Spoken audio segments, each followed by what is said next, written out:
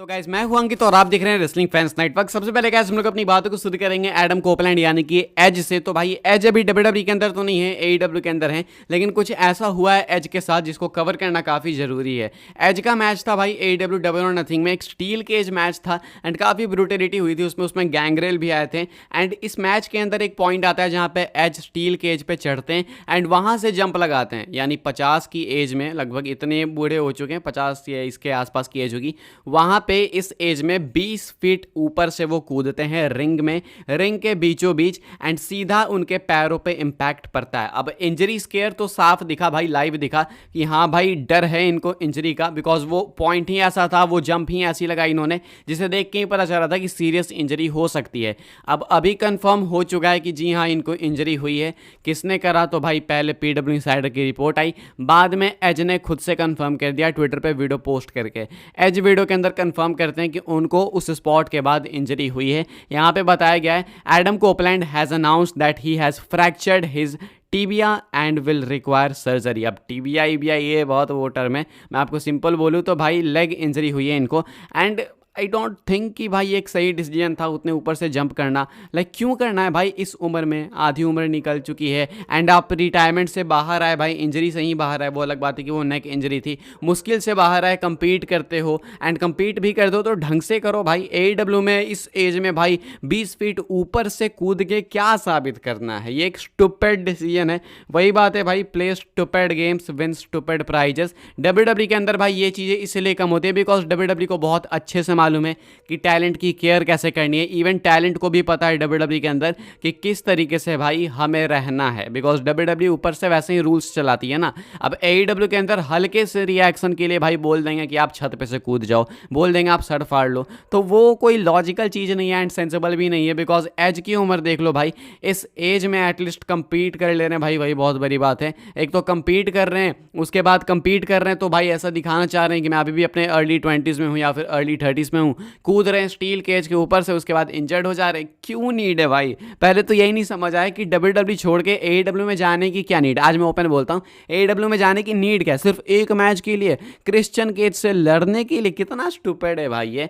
Christian cage से लड़ने के लिए आप क्यों छोड़ के जाओगे डब्ल्यूडब्ल्यूई को? अगर इतनी ही ज़्यादा आपकी फ्रेंडशिप है तो क्रिश्चियन केज को आने तो डब्ल्यूडब्ल्यूई के अंदर, आपकी हिस्ट्री डब्ल्यूडब्ल्यूई के अंदर रही है। तो अगर क्रिश्चियन केज अपना स्पॉट नहीं छोड़ सकता है तो आप क्यों अपना स्पॉट छोड़ के गए एईडब्ल्यू में? अब कुछ लोग बोलेंगे क्रिश्चियन केज तो भाई वहां का टॉप स्टार है, तो भाई एज कौन सा डब्ल्यूडब्ल्यूई के अंदर अंडर कार्ड में थे, रोमन रेंज के साथ बहुत तगड़ी फ्यूड थी, बहुत कुछ हुआ है एज के साथ, जजमेंट डे के लीडर थे, कई सारे मैचेस एज ने जीते हैं एंड सुपरस्टार्स को ओवरकम करा है, उनको हराया ज्यादा है। तो अभी के हिसाब से भाई एज जो है एक स्टूपिड चीज कर रहे थे डबल और नथिंग में, जो कि करने में वो सफल तो हो गए, लेकिन किस रिजल्ट का उनको सामना करना पड़ रहा है वो आप देख सकते होगे। अब इसको मैं ज़्यादा एक्सपैंड नहीं करना चाहूँगा, इससे ज़्यादा इतना ही वर्दी है ये अपडेट। तो एईडब्ल्यू ने भाई एक बार फिर से कांड कर दिया है एक और टैलेंट के साथ एंड एज हो चुके हैं इंजर्ड, लेग इंजरी हुई है। अब देखो सर्जरी वगैरह होगी तो बाद में कुछ अपडेट आएगी तो मैं आपको बताऊंगा। अभी के हिसाब से जो होना था वो हो गया, अब ऐसे करतूत होगी तो भाई होगा ही होगा। इसके बारे में क्या सोचते हो कमेंट करके आप लोग बताना जरूर से।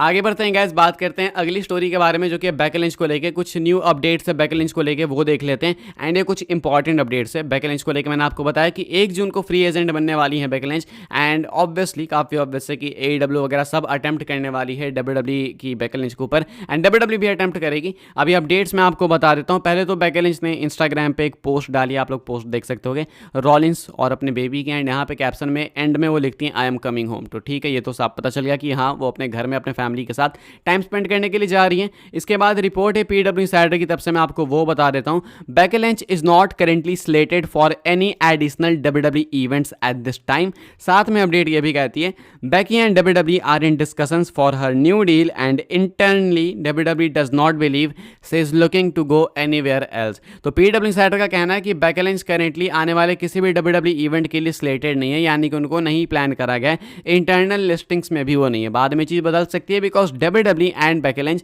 दोनों ही डिस्कशंस में हैं एंड एक नई डील साइन हो सकती है बहुत ही जल्दी। इंटरनली डब्ल्यूडब्ल्यूई को लगता है, डब्ल्यूडब्ल्यूई को बिलीव है कि बेकी लिंच कहीं नहीं जाने वाली, कहीं भी किधर भी नहीं जाएंगी। तो ये काफ़ी ऑब्वियस है भाई, मैं तो पता ही था कि बेकी लिंच क्यों ही जाएंगी। अब हर कोई भाई एज थोड़ी होता है, आई एम सॉरी यार, बट एज का डिसीजन ही कुछ ऐसा था। अब आप जाके इंजर्ड हो रहे हो तो ये अच्छी चीज़ हो रही है। मतलब आपके फैंस डब्ल्यूडब्ल्यूई के अंदर थे, वो भी काफ़ी डिसअपॉइंट हुए उनके जाने के लिए। तो अभी के हिसाब से भाई यही कुछ है, मैं आपको बता रहा हूँ बेकी को लेके अपडेट। आगे बढ़ते हैं गाइस, बात करते हैं अगली स्टोरी के बारे में। एंड अगली स्टोरी है भाई डोमिनिक एंड लिव मॉर्गन को लेके। आज तो सारी की सारी वीडियो के अंदर ये लोग आ गए, तो समझ जाओ भाई स्टोरी कितनी इंटरेस्टिंग है, कितने नंबर्स इन्होंने जनरेट करें जरा वो देख लेते हैं। सिर्फ इंस्टाग्राम के नंबर्स मैं आपको बताने वाला हूँ, एंड जरा ध्यान से सुनना, ठीक है।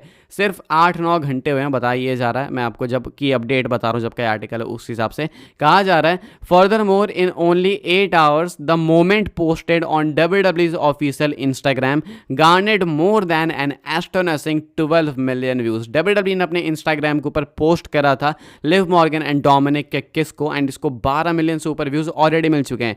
8 घंटे 9 घंटे हुए पोस्ट किए हुए, तब का ये आर्टिकल है, एंड मैं आपको अभी बता रहा हूँ। तो 12 मिलियन व्यूज इस पे ऑलरेडी इंस्टा पे हो चुका है। एंड ये ओवरऑल सोशल मीडिया की बात नहीं हो रही है, सिर्फ इंस्टाग्राम की बात हो रही है, एंड सिर्फ WWE का ऑफिशियल इंस्टाग्राम की। हालांकि इस पे थोड़े ज़्यादा व्यूज इसलिए भी हैं बिकॉज भाई ये लाइव आया नहीं था यूएस नेटवर्क पे, यूएस नेटवर्क ने कट कर दिया था इसको टाइम इशूज़ की वजह से। इंडिया वगैरह में तो लाइव आया था लेकिन वहाँ पे नहीं आया था, तो इसलिए भाई सोशल मीडिया पे थोड़े व्यूज़ भी ज़्यादा हैं। एंड दूसरा रीज़न तो आपको मालूम ही है, तो ऐसे बहुत सारे व्यूज़ WWE को आने वाले टाइम में मिलने वाले हैं। WWE ने इसको अपना ट्विटर में बैनर भी लगा लिया, साथ में लिव मॉर्गन ने भी, तो समझ जाओ भाई इसको कितना ज़्यादा ये लोग मिल्क करने वाले हैं। आगे बढ़ते हैं गाइस, हम लोग बात कर लेते हैं अपनी नेक्स्ट एंड फाइनल स्टोरी के बारे में, जो कि Drew McIntyre and Damian Priest के clash of the castle match को लेके। क्या क्लैश ऑफ द कैसल का ये मेन इवेंट अगर होने वाला है तो इसकी एंडिंग लीक हो चुकी है, मोस्ट लाइकली यही मेन इवेंट होगा बिकॉज ड्रू मैकिंटायर है इस मैच के अंदर, एंड इसमें बहुत सारे ट्विस्ट एंड टर्न्स हो सकते हैं। क्या इस मैच की एंडिंग या फिर क्लैश ऑफ द कैसल की एंडिंग अगर हम लोग बोले तो लीक हो चुकी है?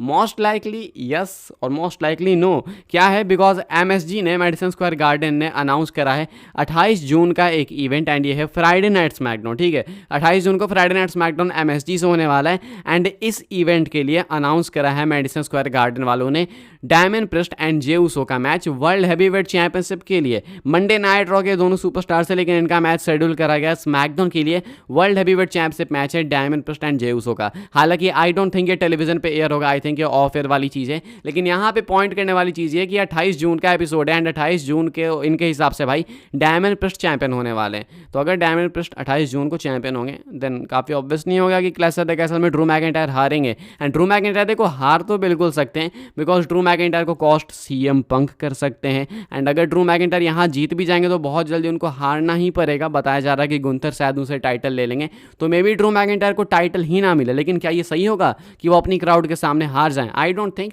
लेकिन मुझे ऐसा क्या लगता है मैं आपको बता दूं, मुझे लगता है कि ये जो इन्होंने एडवर्टाइज करा है बस सिंपली कर दिया बिकॉज अभी डायमंड प्रिस्ट चैंपियन है, बाद में ये चेंज कर देंगे, मैकिंटायर को यहाँ पे ला देंगे, बिकॉज ऐसा कई बार पहले भी हुआ है कि एडवर्टाइज कुछ और होता है लेकिन card is subject to change, हमेशा वो वाली चीज़ है। तो इसलिए यहाँ पे फिर रिप्लेस हो जाएंगे डायमंड प्रिस्ट ड्रू मैकिंटायर से, ये मुझे लगता है। लेकिन कई लोगों को लगता है कि क्लैश ऑफ द कैसल की एंडिंग, इनके मैच का रिजल्ट MSG वालों ने लीक कर दिया। तो क्या आपको लगता है? आप लोग कमेंट करके बताना। अभी के हिसाब से गाइस फिलहाल बस इस वीडियो के लिए कुछ अपडेट्स थी। आई होप सो आपको इन्फॉर्मेशन मिली हो तो वीडियो को लाइक करना, शेयर करना, सब्सक्राइब करना, चैनल को फॉलो कर सकते हैं आप लोग मुझे इंस्टाग्राम एंड ट्विटर पर, लिंक आपको मिल जाएगा डिस्क्रिप्शन में।